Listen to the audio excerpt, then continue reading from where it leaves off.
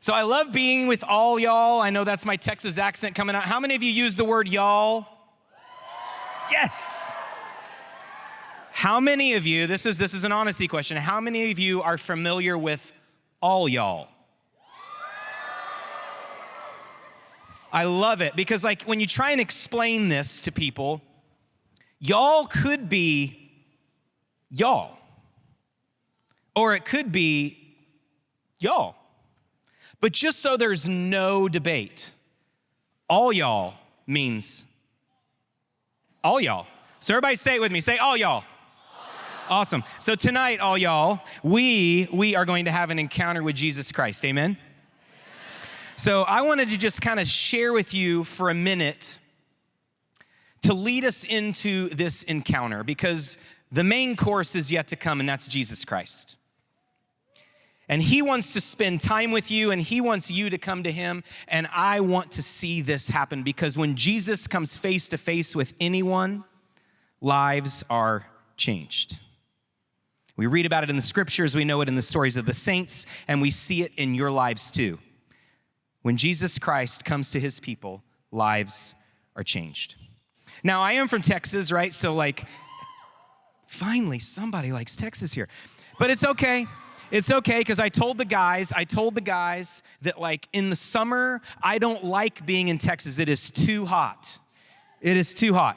And in my ministry, what I do now, I work for this global ministry called Divine Renovation, and we work with parishes and pastors all over the world that want to see their parishes come back to life, not just people come back to pews, but for lives to change in their pews and for the parish to come back to life. So that's my 1-minute commercial. Pastors, I'd love to talk to you. But I get to travel when I do this, and I just got back from the UK. Yeah. And I took my whole family with me. No one applauded for that. Yeah, that's very smart. But I realized when I'm talking to you all, I'm like, how many of you use the word y'all? And they're like, half the room raised their hand. Over there, they're like, what did he say? What were the words that he said? So like, I have to interpret a lot, right? Because I'm this Texan that comes in, I talk a little fast, and I use words like y'all, right? So I realized, though, that just like this trip, this was a road trip for some of you. Some of you traveled a lot of miles to get here. Some of you drove. Maybe some of you flew. Did anybody fly? Was there any flyers? They're not going to admit it now, right? Because everybody rode a bus. But some of you traveled longer distances than others. And I remember my daughter said to me, hey, Dad, when we go to the UK, will we take a boat? I was like, oh, no, honey, we want to get there faster. And she's like, a car? So we had to start over. We're getting on a plane. We're all going over to the UK together. And so this has been like a year in the making. I was there last year, and I started to think about what would it be like to bring my family back while I was doing some ministry over here. I was working with some parishes, and I decided, okay, we're going to do it. So you got to plan this trip like a year out. Youth ministers in the room, you know what it's like, because that planning for a year out for Steubenville Conference was what you were doing up until this weekend, right? And maybe some of you have been to Steubenville conferences and you've had this circled on your calendar like, I'm going again next year. And maybe some of you, like a week ago, your friend said, hey, there's an opening, you should come. And you didn't know what you were saying yes to, and you're still not sure you should have come. But we've started this planning process, right, for even these kinds of events. Well, it was no different when I brought my family. And so the day finally came. The day finally came, and we had come to that moment where we got our bags packed, and I called the Uber, and here's the problem with a family of 6. When you call the Uber XL, that could be a small SUV or a minivan. And the difference between a small SUV and a minivan is I get to choose which kid to leave behind if the small SUV pulls up because there's not room for our bags. So we're standing in the front yard, and normally I'm the one saying goodbye to my family as I get in an Uber and go to an airport, but this time we're all getting in, and I'm like, this is so great. So we're standing in the front yard, and I said, let's pray. And I'm sure all our neighbors are watching. We had this little Regitz huddle in the front yard, and we're praying, and my prayer was very specific. It was, Lord, help us fit in the Uber. Please send the right Uber for us. Please protect our trip, Lord. It has to start off like we have a flight to get and everybody's a little nervous about flying, and if they packed all their stuff, please, Lord, send us the right Uber and the right Uber driver. I'm watching the app, and this is the message that pops up on my cell phone. Jesus is arriving soon in a Toyota Highlander. After arriving, they'll wait 2 minutes before charges begin for their time. Now, had I not been praying with my family at this exact moment, I would have simply read this as Jesus is coming, right? I knew in my mind that this was the guy's name, Jesus. He was coming to pick me up, and I'm so glad Jesus did. We did not put any pressure on him to be Jesus when he got there. But we prayed with him. We prayed with Jesus. Like, I told him, I'm like, okay, we're all going on this great trip, and like, we were praying and you showed up, and I did not share with him the text message. But the part that I was confused about, like, if this really was a message from God, what did it mean when he said, after arriving, they'll wait 2 minutes before charges begin for your time? So we made it to the UK. Jesus got us there safely. I'm telling you about him so you can pray for Jesus. We got there safely, and I promise we had the time of our life. It was so much fun. We enjoyed every minute, even when we went to Windsor Castle, we saw a real castle. The king was there at the time we were at the castle. And my kids just told me, Dad, can we stay here for, you're not believing any of this. Okay, I'll show you another picture. So we were happy. We went to Buckingham Palace. We saw that. You notice I have a Texas hat on. My son's already converted to the UK. We did have some crazy experiences while we were there, and some of them not so fun. I should have prayed with the same vigor that I did for the Uber for our rental cars. Everything's smaller in the UK. I still got to go pick up a kid. I left him behind. But we had 2 rental cars break down in the same day. I was driving on the other side of the road at night on the freeway, or the motorway as they call it, in the rain, and the clutch went out on our minivan. Crying kids, a police officer sent from God, probably also named Jesus, pulled up behind us and helped my family get off the road. And so I realized in that moment, like, I think I have post-traumatic stress from that experience. And my spiritual director told me it's because you had the weight of all of this on your shoulders. Like, it's one thing for me to be traveling by myself and break down. Quite another for 4 kids, all our luggage, and a wife that's like, why did we come? So I'm realizing my kids helped me keep things in perspective. They would say, Dad, it's going to be okay. This just means something awesome is waiting for us. Like, my kids teaching me lessons, these spiritual lessons. Like, I needed a place of refuge, and my kids ended up being a sign of that refuge for me. Maybe as a sign to show us that, like, you know what? This isn't just for the experts. It's not just for the speakers on the stage or the clergy. Like, God's refuge is accessible to all of us, and he works through all of us for that. Amen? So I decided after this trip, because my kids taught me so much, and I know you guys have taught your parents so much, that I decided to poll your parents. Kind of like you guys were getting polled questions, and we filmed them here. I polled your parents because I know you've made them experts. Like, they would not be expert parents without you. Did you know that? So give yourself a pat on the back, like, you made your parents an expert parent. Some of you are like, no, I failed miserably. That's okay. There's still work to be done. So I polled your parents, and I asked them, like, what's the best advice, or what's the thing you've learned from your children that you want the world to know? And I got responses from your parents. Would you like to see some of them? Or are you worried? They don't have names attached, so. Okay, I'll share with you some of their expert parenting tips they've learned from you. First of all, after drinking water from a cup, drink more water from a different cup. Is that you? Did you do that one? When the ice cube tray is empty, store it in the freezer. Load ice cubes in your hydro flask with 60% accuracy. Yeah, see, some of these could have been told to us more than once, so that's why you're clapping. The water you accidentally spilled makes the floor slippery. Quickly exit to safety. Empty food boxes go back in the pantry.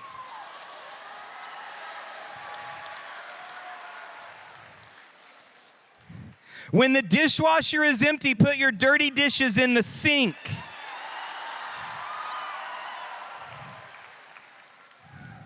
When you need something specific from the store, ask if you can stay in the car. Leave 2 squares of toilet paper so you don't have to change the roll. Notice that was all the men that just clapped. The proper way to hang a towel is to not to. The ground is your closest, largest shelf. Use it accordingly. Yep. Tidy your room by putting your clean clothes in the wash. After saying coming, don't come.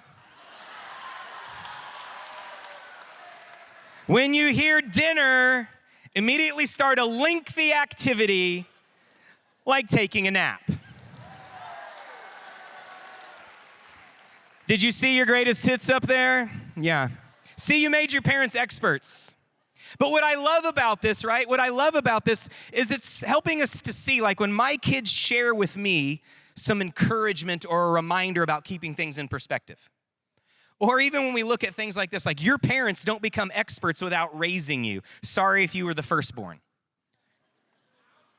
Actually, I'm sorry if you're the lastborn, really, right? They figured it out by then. It's all getting crazy. But I believe in Christianity, I think we take this approach in the backwards way, which is we think it's only for the experts or only for holy people. I mean, look who Jesus picked. Did he come pick all the smart scribes and Pharisees and holy people?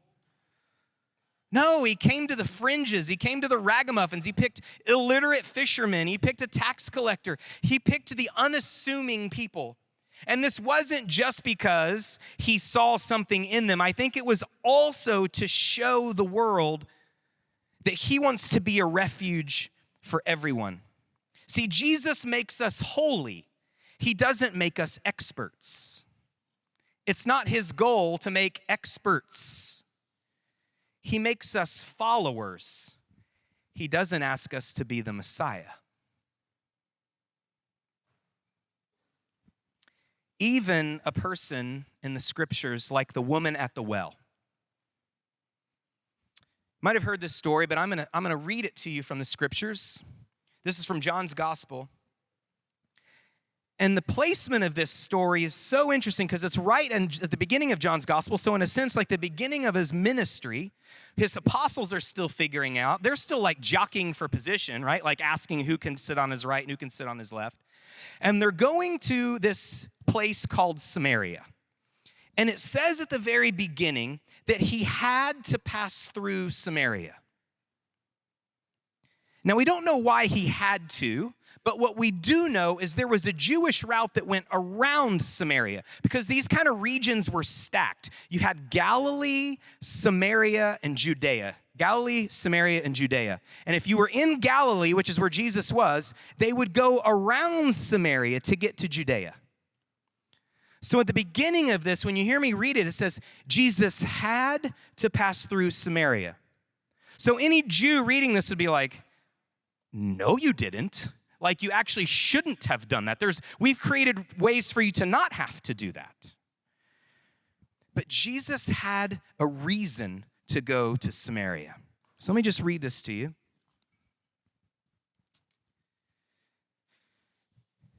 This is from John chapter 4. He had to pass through Samaria. So he came to a town of Samaria called Sychar, near the plot of land that Jacob had given his son Joseph. Jacob's well was there. Jesus, tired from a day's journey, sat down there at the well.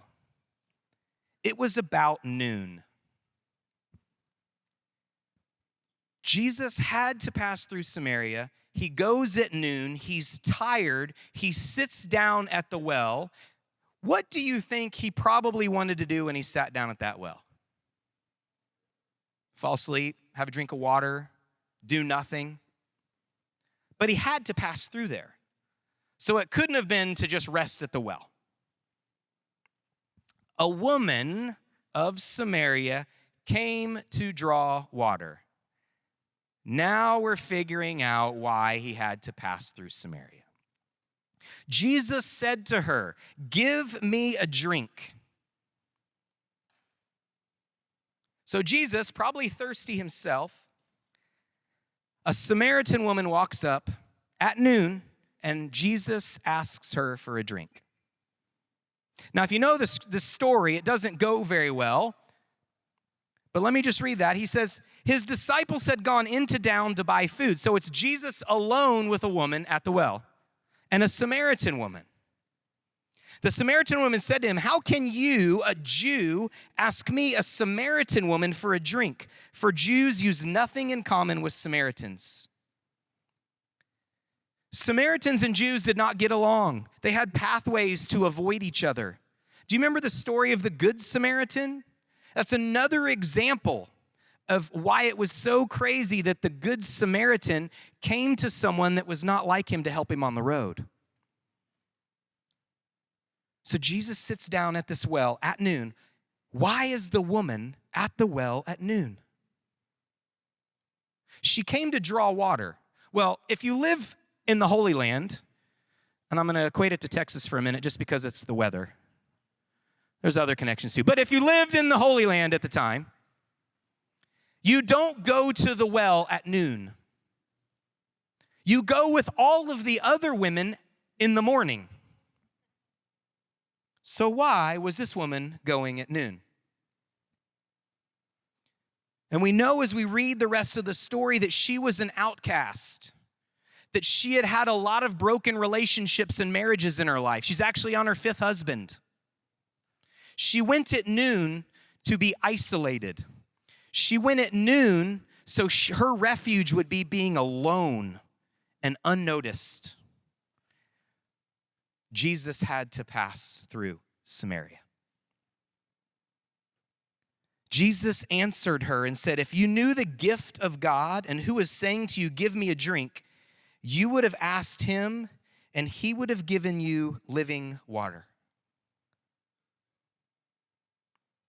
The woman said to him, "Sir, give me this water so that I might not be thirsty or have to keep coming to draw water." She saw her life as routine and boring, and she felt trapped in it. It was small, and she felt judged, and she had nowhere else to go. And she sees what Jesus is offering her might be the way out. This might be her real refuge. The woman said to him, "I know the Messiah is coming, the one called the Anointed. When he comes, he will tell us everything." Jesus said to her, "I am he, the one speaking with you." She says, "Sir, give me this water." And she says, "I know the Messiah is coming." And Jesus says, "I am he." So the woman has a choice to make at this moment. What does she do? She has to decide, does she believe that? And if she believes it, what does it mean for the life she has back in Samaria? The woman left her water jar and went into town and said to the people, "Come and see a man who told me everything I have done. Could he possibly be the Messiah?" They went out of town and came to him. The woman left her water jar. I don't want us to just glaze over this as if it's a detail added to this passage. This is one of my favorite passages in the scripture, and it says so much. Why did she come to the well? To get water. What did she leave behind? What is she going to leave without? What is her husband going to think? Church, she has decided at this moment that her life is changed forever. She has decided at this moment to leave her water jar behind, to leave her old life behind. This water jar represents her life. It represents her shame. It represents what she's been chasing and she can't get filled on. She's left that behind. And she goes home and she tells her town, I think I just met the Messiah. And does the town say to her, you're a crazy woman? They believe her. They come out to see for themselves. Everybody wants a refuge. And in my life, when I was in college, I didn't have a story like St. Paul's conversion or the woman at the well. I didn't have a moment like that. Actually, if I'm really honest with you, I don't know that I missed Mass once in my entire life. And that feels so weird to say to you because that does not mean I've spent my whole life really close to Jesus and following him. In high school, I spent time like compartmentalized. Like on Sunday, I would do this, and on Friday, I was doing this. Or I had my church friends and my school friends. I lived a compartmentalized life. Many times I was just going through the motions. And that's not a bad place to start, but it can't be the place we end up. And maybe you feel like that, like, you know what? I've grown up in a very faithful house, a committed faith life in my family. Both of my parents have done it the best they could. And we know that there's a whole spectrum for our experiences in our family lives we come from. But for me, I lived in a fairly normal house. Parents are a little weird. Siblings were my parents' favorite. I mean, I had to figure all of that out. But when I went off to college, I was living my Catholic faith in a sense of going through the motions, but I started going to this Bible study at my college at Texas A&M. And while I was there, I met these other Christian friends of other denominations. And they were praying together. They were talking about the scriptures. They were talking about, here's the big thing, they were talking about what God was doing in their lives. I'd never talked about that. Like I didn't share like, here's my testimony or here's what God's doing in my life. And they challenged me like to just open up the possibility of sharing that. And so I became really good friends with these guys. So we'd go to this Bible study on Wednesday night, and on Sunday we'd all go to our own churches. And we'd get together, on the weekends, and we were doing great things. And I was being challenged until finally one of my friends, he was of another Christian faith, he said,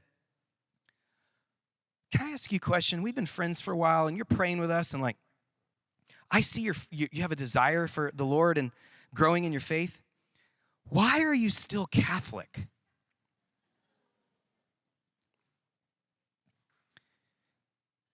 And I'm sure I gave some semblance of an answer, right? I wasn't like, I don't know, you're right. I didn't freak out. But I decided that night that I was going to the Catholic Church, St. Mary's in College Station. Gig 'em. And so I went to this church in College Station at night. It's kind of a funny connection, right? The woman went at noon so no one would notice her. I went at night so no one would be there. By myself. And I sat about where this picture's taken from. I didn't take this picture that day, but I sat about where this picture's taken from. On the ground, looking up to the altar, and behind the altar, there's the crucifix, and at the crucifix's feet there is the tabernacle. And I sat in front of that tabernacle, and I brought this question like, God, I am growing in my faith. These friends I'm experiencing my faith in a new way with these friends. They're challenging me to live better and to treat, my girlfriend better and to rethink what I'm doing on the weekends. And they just challenged me to be a good man of God. And my dad had instilled that in me, and these friends were like reforming it in college. And I sat there and I was telling God, like I was thanking him for these friends. And then I said, but why the Catholic Church? Is this the place for me? And I wish I could tell you that like God said something audible to me. But as I looked up at the tabernacle, I realized This is where I came for my answer. I saw Jesus as my refuge. And the true presence of Jesus only found in our church. I'm sitting there in front of Jesus' presence himself and saying, Jesus, is this the place for me? And it's like Jesus just welcomed me and said, welcome home. I never asked the question again, but that day changed me. I left my water jar behind, and my water jar was just living a boring Catholic life. That doesn't mean you're living a boring life. I'm calling my life, it was boring. I was just going through the motions, and I wanted more, and I wasn't sure what God had to offer me. But that day, I left my water jar in this church, and I committed my life to Jesus in a new way. As someone that had already been following him, I committed again. So Jesus sat at that well with the woman, and he said, give me a drink. Do you know when we see Jesus again ask for a drink? Do you know when that is? From the cross. He says, I thirst.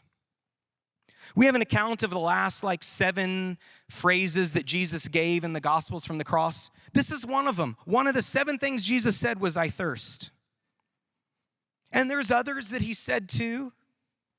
But none of them from the cross was shaming anyone. None of them was in judgment. He was actually making excuses for his persecutors. At one point he says, Father, forgive them, for they know not what they do. He's making excuses for the people that are putting him to death. Because what Jesus thirsts for is our souls. What Jesus thirsts for is a relationship with you. Mother Teresa says, he thirsts for you. He loves you always, even when you don't feel worthy. When not accepted by others, he is the one who always accepts you. Jesus wants to be your refuge.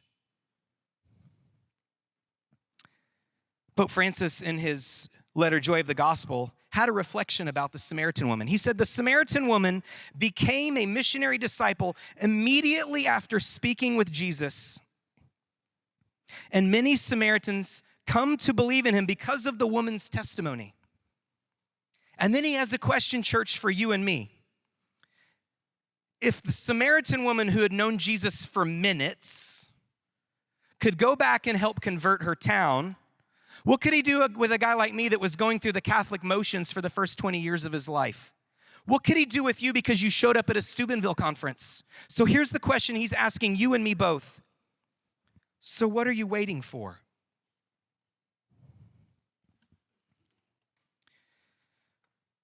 My daughter got her first communion at 8 years old.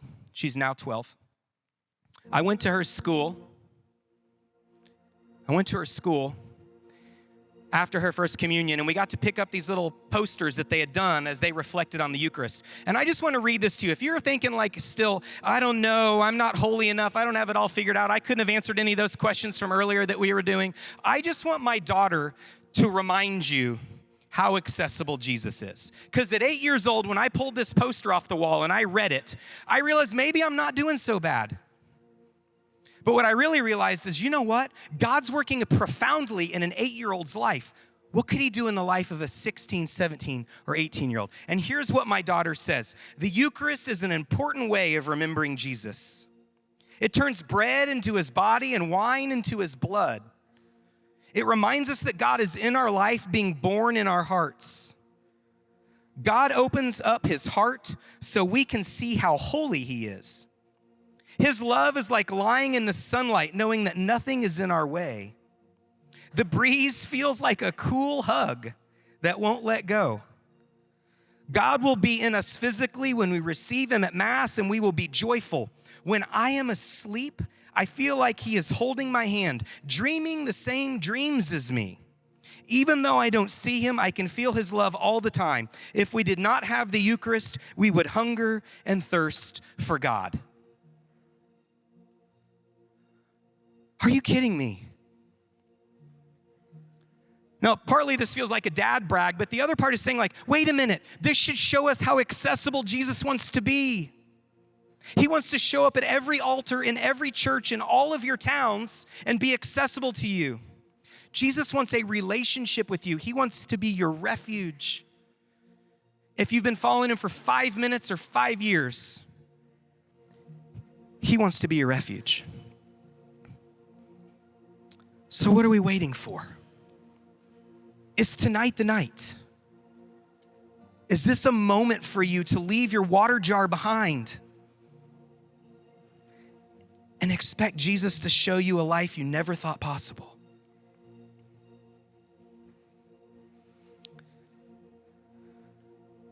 Just close your eyes for a minute. I want you to picture the face of Jesus.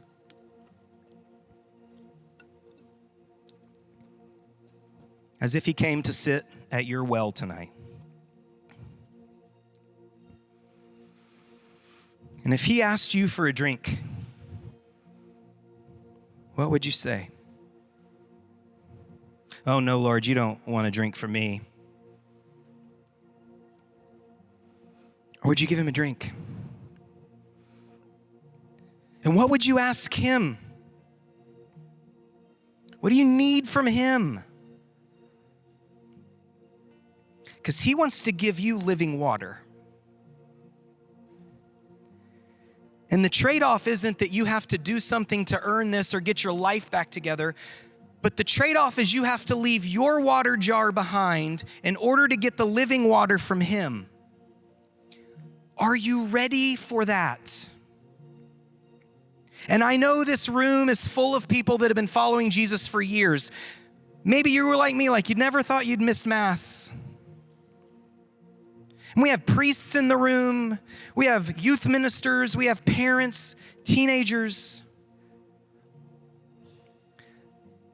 Maybe this is still brand new to you. But tonight, maybe this is a moment for you to make a commitment. And we've already had lots of opportunities to respond and make commitments and answer questions in our small group and pray with each other. Maybe you feel like you've already made some commitments this week. Maybe going to confession was a commitment. But I want to give us an opportunity tonight, as a group, from every experienced person to every new person of faith in this room, to make a commitment to live our lives for Jesus. And so what I want you to do, I'm going to ask you a question, and then I don't want you to respond yet. I'm going to have the band just play a little refrain for you to have a quick conversation with God. Are you ready tonight? Not because your friend's doing it, not because there's other people standing or people watching, but would you be ready tonight just to commit your life to living for Jesus? To turn your life over to him and let him give you all the graces necessary to live it out. Maybe you've heard things and you believe them, but are you ready to make a commitment tonight to live for Jesus? And so what I'm going to have Nate do is, as the band plays, if you feel like you want to make that commitment or that recommitment, if you want to make that commitment tonight, I'm just going to want you to stand, not right now, but when you feel called, when the Lord says now is the time to stand.